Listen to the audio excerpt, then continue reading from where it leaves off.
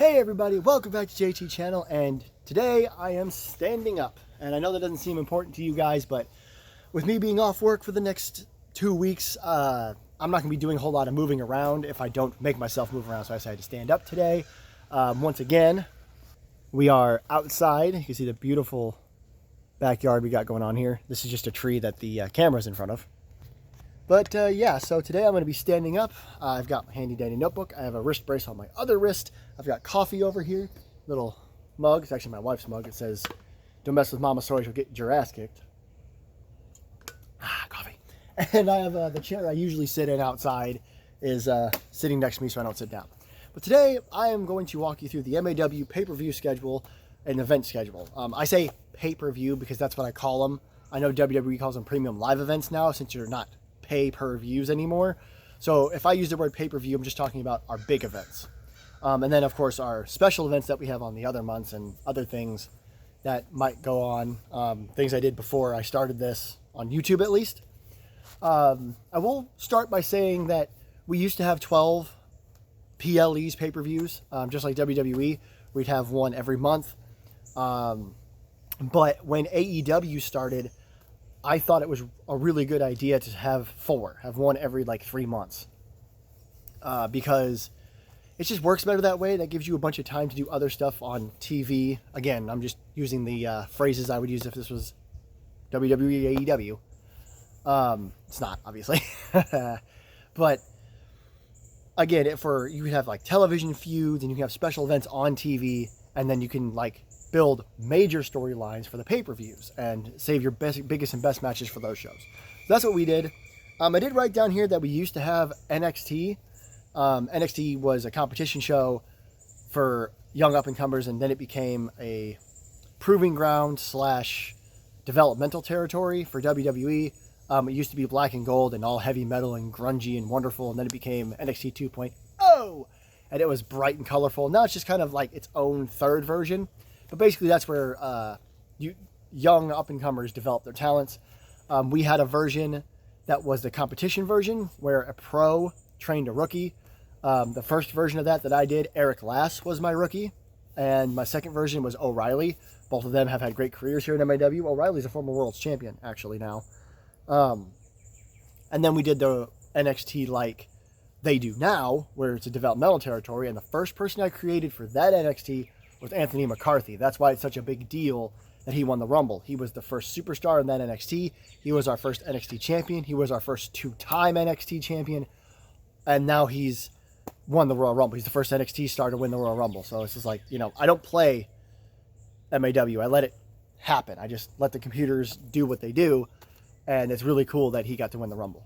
But that, of course, is defunct. And then I had a show called World of Hardcore, where all the matches were, no rules at all times. The first version of that, just violence for violence sake. And the second version, I tried to incorporate like the WWE roster on the 2K game, 2K23.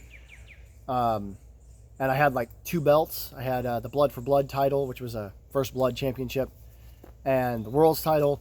And it was going good, but it's too hard to focus on all that when I'm trying to focus on this as it is. Trying to focus on MAW on YouTube is hard enough. So those 2 things are no longer around. And of course, like I said, we had a 12-month schedule at one point. It is now defunct. Now we have a 4 pay-per-view schedule. Again, you don't have to pay for the pay-per-views. But basically, I'm going to start here in May, where we are now, and run you through what's going to happen from now to the rest of the year. And then my phone went off. Sorry if I looked like off in the distance. And then I'm going to tell you what happens in January through April. And we'll kind of go from there. Sound good? Good? Let's go. And of course, I'll let you know if there's any special things attached to each event. Excuse me. So first up, obviously, I've been promoting this all over the place on my channel lately. Next weekend, every May, is Hell on Earth. The first 3 or 4 Hell on Earths were single night shows. They'd have 9 or 10 matches on them. Once WWE started doing 2-night events, I decided to make it 2 nights. Yes, I know it was more New Japan that started doing the 2-night Wrestle Kingdoms. I think they do 3 nights now, actually. But still, I didn't break Hell on Earth into 2 nights until WWE broke WrestleMania into 2 nights. So every May, a Saturday and a Sunday will be Hell on Earth. Usually around my birthday, I try to put it near there. This year it was going to be this weekend, 18th and 19th, but because of my job and the fact that I knew I had all this time off coming up, it's going to be next weekend, May 25th and 26th. And this year it's in Chicago at Soldier Field, if you care. So that's our big event of the year. That's our WrestleMania. That's our Wrestle Kingdom. That's our, what is AEW's All In or All Out or whatever their big pay-per-view is. Maybe might even be Double or Nothing. So that's our biggest event of the year. That's where everything culminates. The winners of the Rumbles get their title shots. Legends are made and feuds come potentially to an end or whatever. Then we go into June and July. June and July are both non-pay-per-view months, but they do have special events that both have the word bash in them. I don't even know why. June is Bash at the Beach. I always attempt for that to be an outdoor event. So if I make an arena, I think they have like outdoor venues, and I don't mean like stadiums, just outdoor venues. It's usually like a smaller venue. It's just a special event that happens at a beach, outdoors. July is the Great American Bash, which of course is a WCW event that was bought out by WWE. Now I use it because I can. So that's just July 4th celebration kind of thing.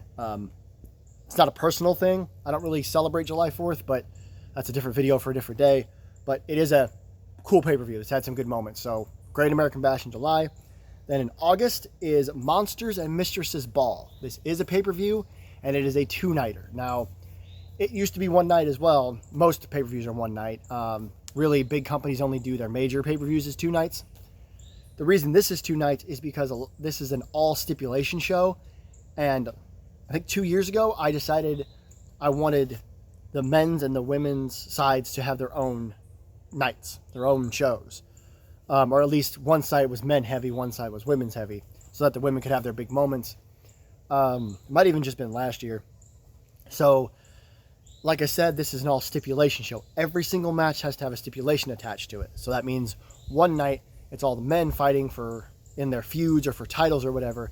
Every match has stipulation. Then the second night or the first night, however I do it, the women will have their turn to do the same thing. I do try really hard to not copy any stipulations. If I'm running out of stipulations and if I have like a ladder match on the card, I might throw in a TLC match. It's not the same thing. Yes, you have to climb a ladder, but now it's tables, ladders, and chairs instead of just a ladder match. Or if I have a steel cage match on the card, I'll do like a no escape match, which is still in a cage, but you can't win by escape. So that's August, two-night, all stipulation pay-per-view. September is when we start a tournament called the Hail to the King tournament. Now this is, I realize this is going to be a bit of a rant, so I hope you guys are watching all the way through. November is actually the Hail to the King pay-per-view. And in September and October, we have the Hail to the King tournament. I've had this tournament 5 times over the years. There's only been 3 winners because the same person won the first 3. Basically what would happen is the winner would get a major title shot. Whoever was champion following Monsters Ball, which used to be in October, would be locked in as champion until the winner of the Hail to the King tournament.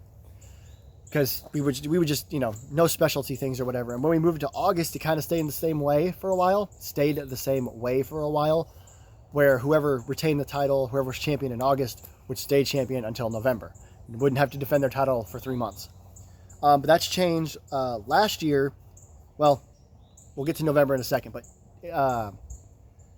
last year, it wasn't a tournament. I didn't do the tournament last year because I kind of felt the formula had run its course. But now that I'm on YouTube doing this, I'm bringing the tournament back. The sun is in my eyes. Move a little bit closer to the camera here.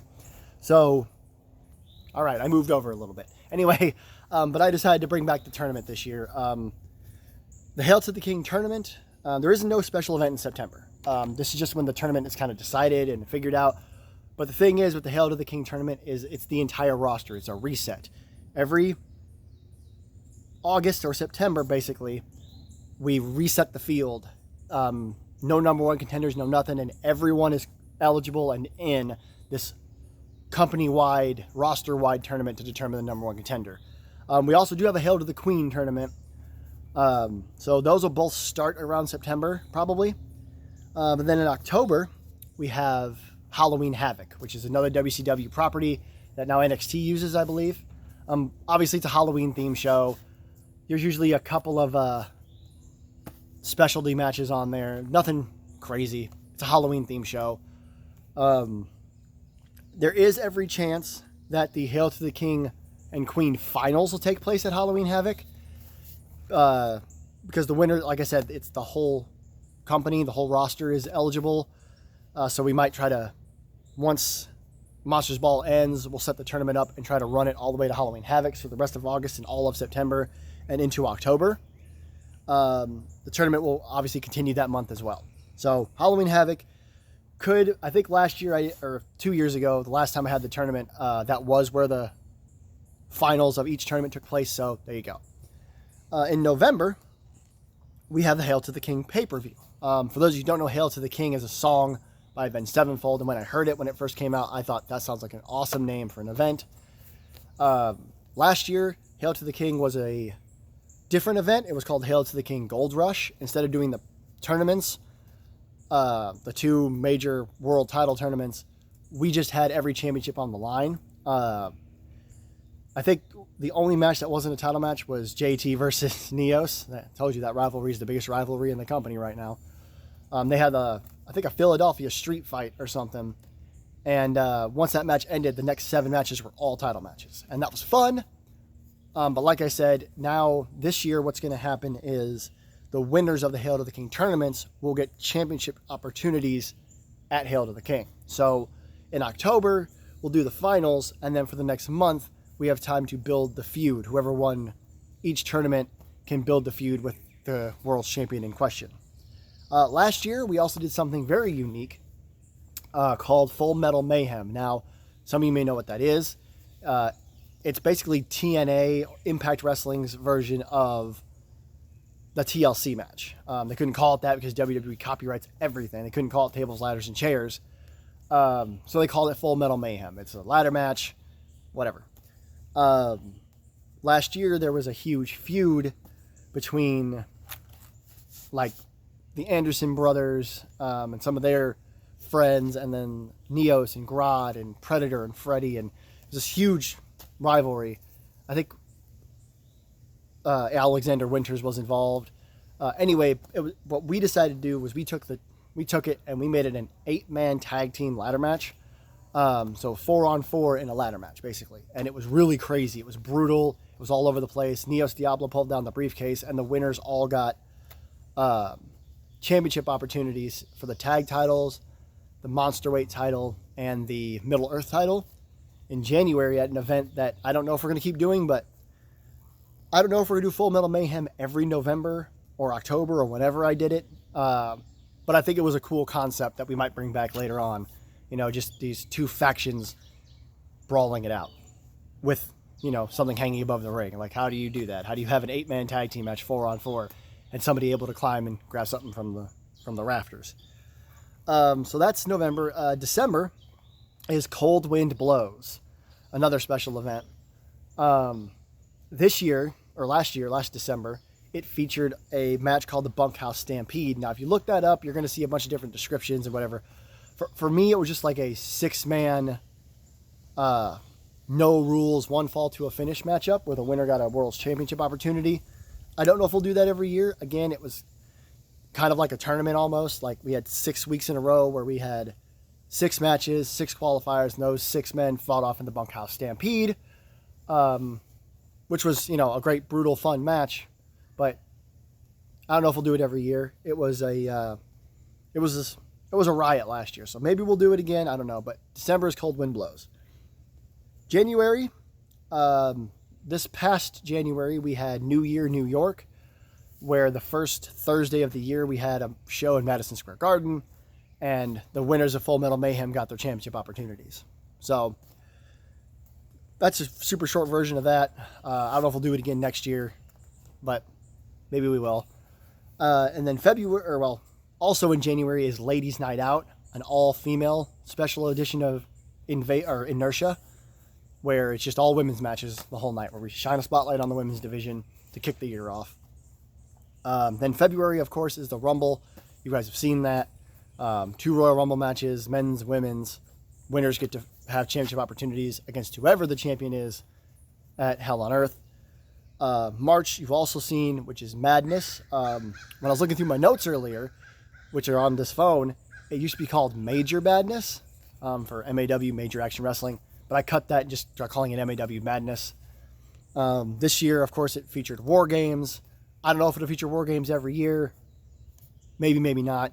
But usually, that's just a special event to play off the words of March Madness.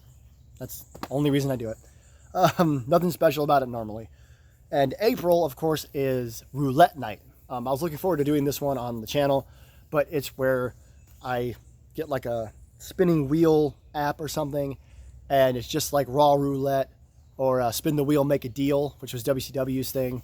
That's a more common comparison, to Spin the Wheel, Make the Deal, where you spin a wheel to pick like your match type, your opponent, or anything like that. And if it lands on like a certain kind of match, it could favor one person. Or if it lands on like a tag team match and it's supposed to be a singles match, now you gotta find partners. So it's fun. You spin the wheel and pick a match type.